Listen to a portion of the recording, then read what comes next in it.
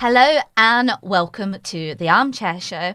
I'm your host, Tanisha Austin, and I'm so thrilled to have you guys here with us today. Today we have a very special episode as we are joined by MotorTrader and some very special guests. I guess if we all go around the table with a quick introduction to begin with of who we are and where we're from, so anyone that doesn't know us knows who we are. Yeah, I'm Jasleen Mann. I write for Motortrader. I'm Gerard Thatcher, CEO of Motortech.ai. And I'm Tom Kilroy, the CEO of Keyloop. Perfect. And to kick off today's episode, we're going to start off with a little bit of a news update. So, Jasleen, if you could kick us off for what's happening in the industry and what's going on in the world of automotive, that would be great. Yeah, absolutely. I'd like to turn our attention to a big development in the automotive retail technology sector with Keyloop. Keyloop is now moving forward with its acquisition of Motortech.ai. That's our very exciting news, hence our guests that we have got here today. Yeah, so the deal is essentially designed to bring advanced conversational AI into Keyloop's Fusion automotive retail platform through the use of Motortech.ai's customer agent, Amy. And of course, we've got Tom and Gerard here to tell us more. So. Perfect. So firstly, congratulations. Very, very exciting news. And Tom, I guess I'll start off with you as it's such a big announcement for the industry. What made Motortech.ai the right fit for Keyloop? Yeah, sure. Well, obviously, we are trying to improve the customer experience for the end customer in interacting with automotive retail, the quality of the technology and also the data and its availability to people at the right moment. So a lot of it is about, we've been launching our Fusion automotive retail platform, and we know that having AI capability is an incredibly important part of that overall offering. And we met the team from Motortech and we're really impressed with what they'd built and also how great Amy is as a in terms of what it can do, what she can do. And we talked about our vision together of where we wanted to take that. And actually, it was a really easy fit. I mean, you remember those early conversations where we were just going, yeah, we see that the same way. We really think that could be a great fit together. So part of it was that we had the same vision, and I think we really saw the same direction. Well, we were lucky enough to have Gerard on the show back in October, and I remember you sharing about the vision then. So I see why you would have taken one look and been very, very interested. But Gerard, I guess for people that aren't familiar with what you guys do, I guess let's take a step back. What problem were you first trying to solve in the industry? Yeah, interesting. So I said before on our previous episode that I'm an automotive guy. I've been in the industry for about 30 odd years, working inside of OEMs and independents and franchises. But I also have my own dealership, and it's inside of that dealership where there was obviously on a daily basis I was experiencing these problems, these communication issues or staff efficiency issues. And it was around 3.5 years ago, and I was just saying to Tom earlier today, it was 3.5 years ago that ChatGPT obviously came about, and OpenAI and the large language models were starting to sort of open up, and I was realizing at that point that this is an opportunity to solve these issues using artificial intelligence. So, that's where I got to work with trying to create effectively the very best salesperson or assistant or agent that I could create, that it needed to be every bit as good as me or my very best salesperson, to try and solve those issues such as, just basic things like customers being able to get access to information outside of hours. And that was one of the first issues or problems I wanted to address. And then thereafter, like, how can we have these unlimited number of conversations happening at all at one time? So yeah, amongst many things, that was sort of how it came about and how it got started. And I think that's one of the things that makes Amy so good, is that you really have that dealer head. So you understand the challenges, you understand the problems, you understand what the industry needs. So you're very well connected to the problem. But I also imagine that you went for a lot of teething issues and you got to see firsthand what worked and what didn't. Yeah, a lot of grey hairs went into the process. Yeah, but we tore it up and started again, right? Because each problem you came across, like, it wasn't good enough. Or you've probably heard the words like hallucination and things like that with artificial intelligence. Obviously, if you're a dealership or an OEM and you're going to have Amy entrusted to talk to your customers, that's just like a no-go, right? You cannot have hallucination. And so quite early on into the journey, like most most people still figure out today, like it can go wrong. But so we tore it up, we started again, and we put in these guardrails and these things that would stop that from happening. So you can trust it now, and that's the most important thing, was to build a product that was able to be trusted enough that you could allow your customers to interact with it, most importantly. Amazing. And I guess the obvious question, right, is why now? Because AI is growing in popularity. I don't think there'll be anybody that is listening or watching this podcast that won't be familiar with AI and won't have at least dabbled with it in some capacity, whether that is small or whether they use it every day, all day at work. But why is right now the right moment for AI-powered customer communication in automotive retail? And I guess it's a question for both of you, really. I guess for you to start off with, but then Tom, for why Keyloop is recognising now's the right time to invest. So I think in a way, why now, right? Because the large language models, AI, it's already out there. So people already become accustomed to this sort of behavioral change, right? And, they're doing a lot of the sort of the work in making people feel comfortable with that. People are switching from search to questions, right? They're migrating from search engines, traditional search engines, into large language models to help them on their daily tasks or whatever that might be. So that's one reason. And the second one is probably just like, I think as a dealership, if you're not adopting it, or as an OEM, if you're not adopting it, then I think the concern from that side is that you may very well get left behind, right? Because consumers now expect this. And it's no surprise. I mean, you've been able to buy your shopping online for like 10, 15 years. You could buy a suit. You could do all these things. You could book your holiday. You do all these things online. But traditionally, being able to buy a car and have access to all the information you need to be able to buy a car hasn't been available. And so, Tom, you could probably add some.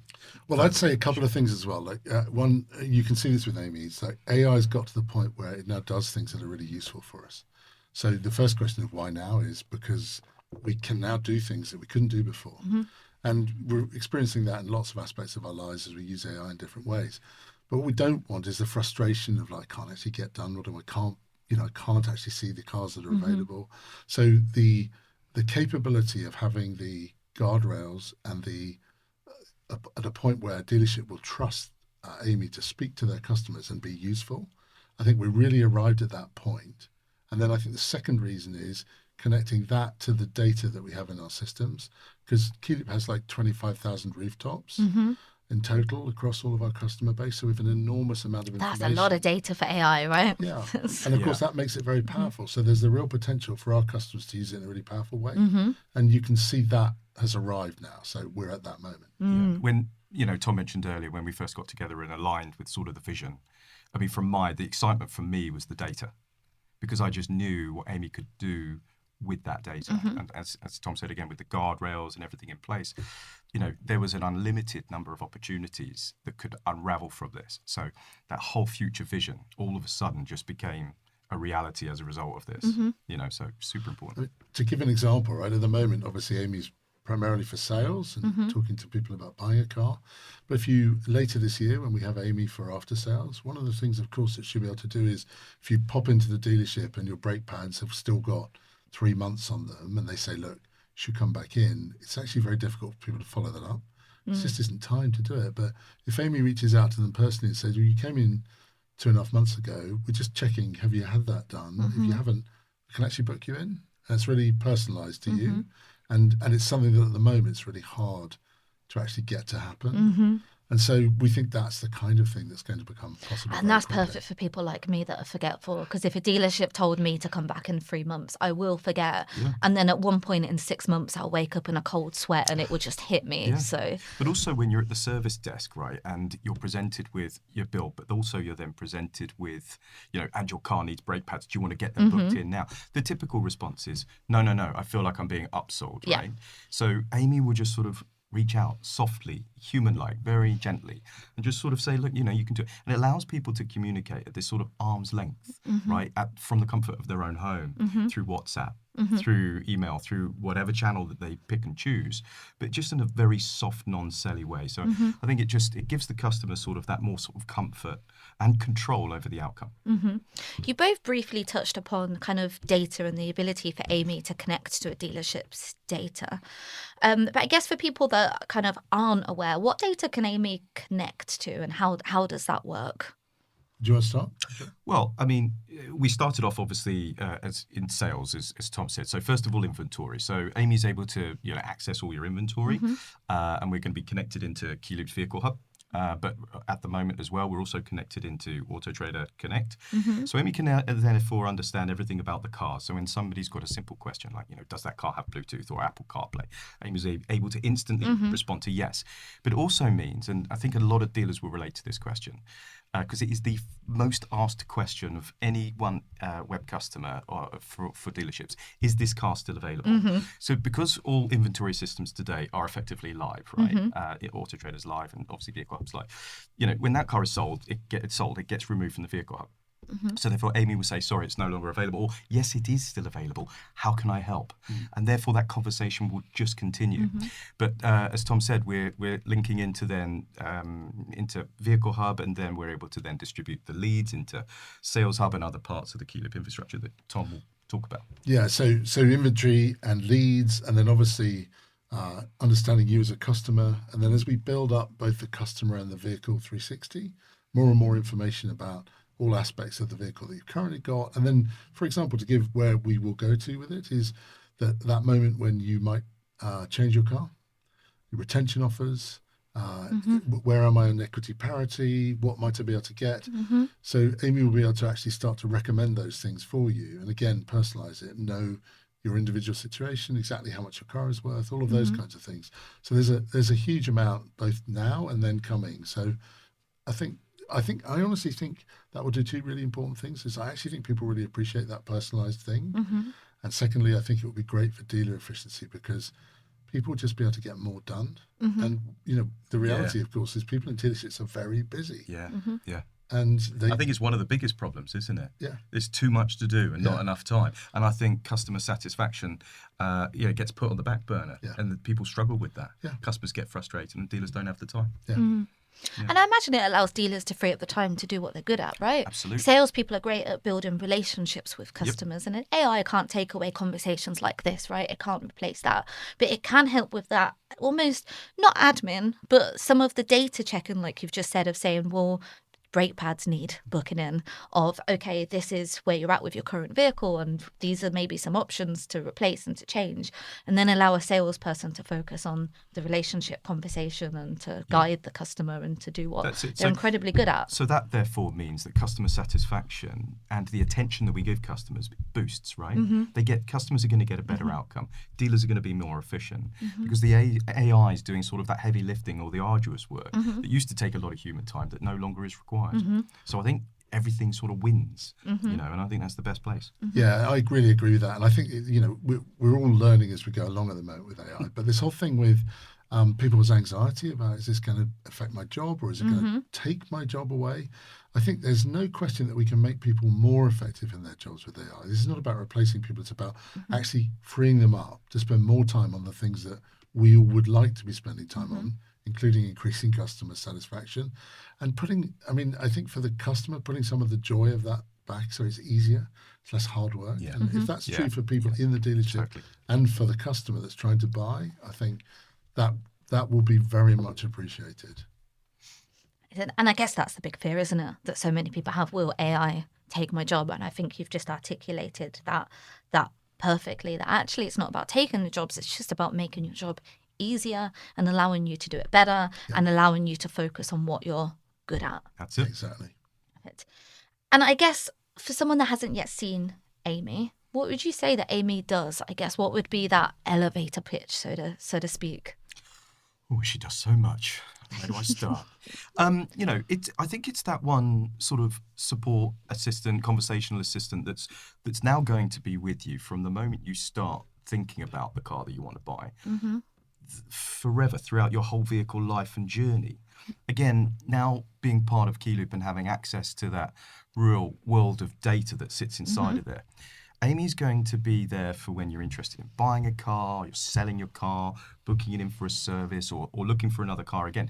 And also then Amy will be reaching out to you at certain intelligent points, knowing from the data that we've got, like when is the best time to talk to you about your next car and what offers that are relevant to you may be important, in a year and a half or 2 years or 3 years down the line into your already existing purchase. So I think, she's that one automotive agent assistant that sort of works with you throughout your entire vehicle lifetime.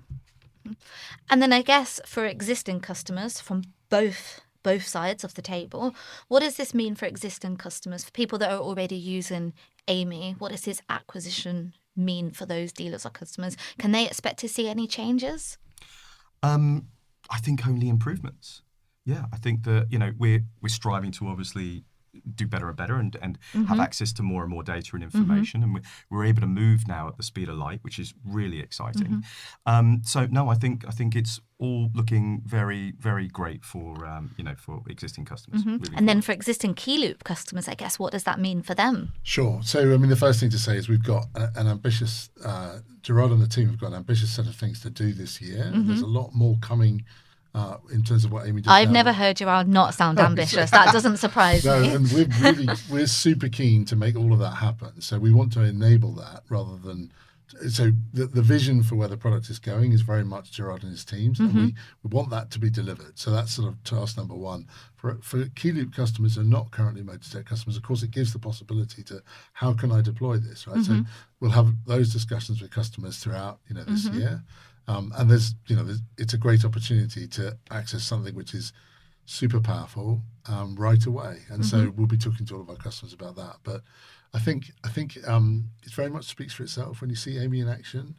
We had meetings with customers yesterday, and they were looking at Amy and going, "This is super interesting." And you get that reaction very quickly. It's very easy to understand how it could help. Well, I remember you saying last time that some customers don't even realise they're speaking to an AI. Yeah. Right. Yeah. Yeah. Amy's now getting reviews, like Google reviews. People are actually like leaving reviews on Google as if they were leaving it for a salesperson or a human. It is incredible, and So we make, as I said last time, we make no bones of the fact that it's AI. We have a default opening messages, and dealers can change it.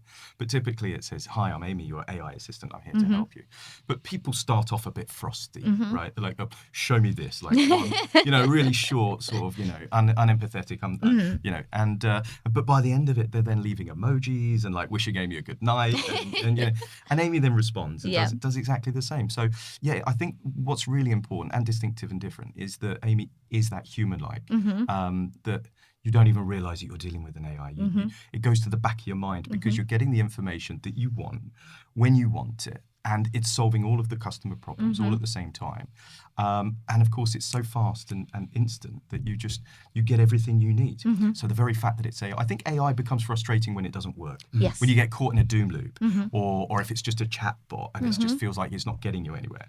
So I think that's the important thing and the massive distinction with Amy. And I think that's a really important thing to say, isn't it? Because most of us are probably all use AI chatbots now. And there's so many poor ones in the market for both our industry, but also just as kind of the global market. I was using an Amazon chatbot yesterday, and within 3 messages, my first thing is speak to an agent, speak to a human, speak to a human, because I'm in that loop that you've described. But I've used Amy, and there is no loop. It has access to so much data to give me the answers that I need, that it removes that frustration that I think we're so used to. And I think that's probably the key thing for people to keep in mind, isn't it? 100%. Not to compare it to perhaps some of the negative experiences that we've all had. When people call it a chatbot, I cringe. I'm like, oh. But only because I know just the hard work and the frustration and the problems I had to overcome in order to get it to where it is today. And what should we call it instead? What would you like to hear it be called instead of a chatbot? I don't know. And chatbot is fine, of course. But the chatbot's so wide, isn't it? And they start from like basic if this then that bots, and now include artificial intelligence. But I don't know. It's an AI agent, I suppose. So I really agree with that. We've all had that experience where a chatbot is unhelpful, and you feel like you hit a wall. And as you say, I must speak to somebody, please transfer me. And that's super frustrating. I think there's another factor once you realize that the AI is actually helpful, which maybe is worth just talking about for a second, which is actually once you realize it can answer questions and is helpful, you no longer have that embarrassment you sometimes feel with a human person on the other side of like asking more and more and more questions. Because eventually with a human, you kind of think, I better not ask another one because I'm starting to feel like I'm I'm using up a lot of this person's time. And of course, you don't get that with Amy. Keep asking as many times as you want. And she's never going to stop answering. So, that's Do you know an interesting fact? And this is only data I think we've had over across the last couple of months, is that now more people are choosing to. We analysed 24 hours of usage of Amy, right, across the the number of customers that we've got, and now there's a higher number of percentage of people using Amy during the day now than at night. We thought it was going to be the other way around. We unraveled this data. We were like, oh my god, it's 58% during working hours. So people are actually choosing to use this as a primary source of communication during the day, which then is another important factor, right, to consider, because dealers are still lifting the phone who don't have Amy, right? Because leads are coming in, these high volumes of leads are coming in. Amy's not there to qualify them and help them. And then they're phoning them up in the morning, trying to get hold of these people who are either busy at work or simply can't talk, or that might have changed their mind. But they're actually going online and conversing with Amy instead, because it's a preferred method of contact rather than lifting the phone. And it's that softer engagement, isn't it? And we're seeing the significant uplift in conversions where actually customers are coming back to Amy, because providing they haven't deleted cookies, the conversation of Amy will continue on that person's device for however long it takes, right? So 2 weeks later, 4 weeks later, customers are coming back. Amy's got the full transcript thread. She remembers the conversation. She's able to carry on that conversation. And she probably has a better memory than a human, right? Exactly right. No, exactly right. And so it's, hey, Mr. Jones, how you doing? Like, let's book you in for that test drive we were talking about 2 weeks ago. So, and I think it's that, like I said, it's that softer route into dealerships, but it's the access to the information in that sort of, really human-like fashion that I think is most important. Also, buying a car is really complex. We use so much jargon. There's so many things to consider. And when you think about finance and engine size and so many different things to consider. And I think sometimes it can feel a little embarrassing to actually say to a human, I don't know what any of that means. I don't understand. I've not done this before. Someone else has actually purchased my last car for me. I didn't go through this process, or whatever it is. Yeah, you're right. And actually, when you realize that you're talking to an AI that's not going to judge you or look at you like, oh, I can't believe you don't know that. And even though most sales execs wouldn't do that, right? They're understanding. As a human, we still feel a little embarrassed. And perhaps it removes a lot of that when you're talking to an AI. I think that's exactly right. And then you're right, buying a car can be a bit daunting, but it should also be something that you're excited about. Yeah. I mean, when you get a new car, it's an incredibly exciting moment. So it's really, I think if we can reduce the amount of it's daunting and how complicated it is, easier to navigate, we can kind of put some of that pleasure again back into thinking, I'm really excited about having the car. Yeah. And people do feel that way. Well, I guess, you can ask all of your so-called embarrassing questions to AI. I don't know what this means. What does this mean? What does this acronym stand for? Yeah. How does the finance work? And then focus on the exciting part with a customer, with a real human and a salesperson of being like, do I actually like this car? Is it a test drive? Or what color shall I do? What seat shall I go for? The interior and all of the fun, exciting part of the vehicle. Yeah, and 100%. 100%. That's a very nice touch. I guess the obvious question I have to ask is about the future of Amy, right? I guess, where do we see this going in the future? I guess in the next 12 months, 5 years, 7 years, if we were to sit down again and have this conversation, where do we think we might be?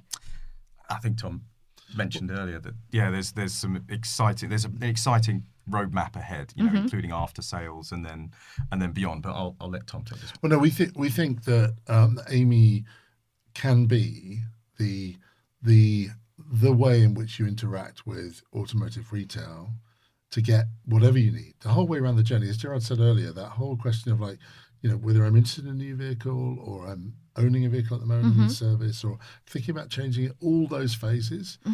And we see Amy being central to the whole thing, right? So, and an easy way to have any of those kinds of interactions and whatever the medium is, because that will simplify people's interaction with what is a very complicated, both sector and buying experience. And we just think that in itself can be really valuable for people. And through ease as well, right? Like, Amy's going to be able to talk to customers through WhatsApp, through social media, through email. Give you choice. And we talk about the future. It will go to phone at some point, So I think it's again, Amy is wherever the customer needs them to be and is in possession of all of the data that they need to be able to get when they need it, most importantly, when they need it, but in that human-like, that friendly way, and is able to help them, guide them, solve their problems. So. Yeah, and I think improved choice, right? Yeah. I mean, it's. I mean, when you get a mortgage, you're not getting a mortgage because you want a mortgage. You're trying to buy a home, right? And so it's a complicated thing. You're trying to navigate your way through it. But the thing you're trying to achieve is something that is not just that. And I think it's the same with owning a car. It's like people don't own a car because they want to spend a lot of time thinking about how to get it serviced or when they might change it. They actually want to enjoy owning it. And then if we can make all of the rest of those things easier and give them more choice, then we'll be winning. Amazing. And I guess for anyone that is cautious or hesitant, because there will be some dealers that are still very, very cautious or hesitant, or like we've touched upon, had a negative experience. What is the one key piece of advice that you would give to them? Well, I say give it a try and maybe limit what you're doing. Try a pilot. You know, like choose an opportunity to actually say, look, I'm going to draw a box around this and say, let's give this a go and see what happens, and try it out. Yeah, I think that's right. And Amy comes in, it's a modular solution, right? So you can have just the very entry-level basic Amy who only can talk about cars and help book test drives and book callbacks. And then you can say, okay, now I trust her enough to maybe now talk about finance or to now value vehicles or to now book in service. So, yeah, I mean, people can just sort of grow with it, if you like. We've said that with clients already. They've started off slow and they've not wanted to disrupt their business too much by throwing too much in at the early stages. And then they've slowly started to unlock these things as they've realized. Because the customer, they ultimately want it all, right? The customer wants the full journey, all like nicely wrapped up inside of one single conversation. But dealers are not seeing the same thing because they've got their concerns, which are totally valid. And what are my sales team going to think about it? Or what is my sales manager going to think about it? And as a business owner, I understand and I empathize entirely. So yeah, we deliberately made Amy like that, where you've got a range of packages and it's all modular, so you can pick and choose what you want, and Amy will do as much or as little as you like. I'd actually encourage people to think of it like that in terms of like a staircase. I mean, you don't try and leap to the top of the stairs in one go. And I think one of the things that we're all learning about AI is that the adoption of how to use it and how to fit it into the kind of the way we work is a really important part of it. So I actually encourage people not to go for some sort of big bang. Personally, I think the right thing to do is to say, let's try and learn, adjust, make sure we know we're trust, comfortable, and then move to the next step. And I think if you do it like that, that's the right way to go. It's a responsible way to do it. Well, interestingly, I was just thinking that's what you do with a new member of the team, right? And a new employee. That's it. You wouldn't hire somebody on the first day, throw them into the deep end, and give them all the responsibility, right? You would teach them first a little bit, give them a little bit of responsibility, and once you were comfortable and once you'd build up trust with that employee, you'd give them more responsibility and you would ease them in. So I guess almost treating Amy like another employee. That's a great way to think about it. 100%. We've got dealers that have got the lower versions of Amy, or rather are just on their journey of seeing and understanding the value of it. And then we've got dealers now that are also running the full extent of Amy as it exists today, which is on their website as a web widget. And we've got other exciting, cool products to come that we'll talk about next time. But, and they're seeing returns on as much as like £18 for every £1 spent. Wow. This is just an AI agent on your website. And 150 hours saved across 90 days in terms of staffing time spent that would have otherwise been spent following up leads. So we're starting to pull out now this really incredible, very valuable return on investment data. I think dealers will be fascinated to learn. But ultimately, the more you get Amy to do, the more it can save you, the more it can earn you. And I think that's the really important point. We all love a good ROI, right? We I love mean, that's... ROI. Yeah. And Jasleen, before we started filming, you said you were a little bit nervous about AI within your role. Have these guys managed to convince you to maybe dabble and to try it within your own role today? No, absolutely. I think Tom made a very good point earlier about, not having that fear that it's there to replace you or anything like that. It's just kind of there to support you and, if anything, kind of enhance what you do. It sounds like you guys have very well and truly done your jobs well today. Mission accomplished. Perfect. I think that's a fantastic point to end. So I'll just end again by saying congratulations on Thank the acquisition. It sounds like some very exciting things are to come, and I look forward to watching what happens next. Great. Thank you so much. Thanks so much. Thank you.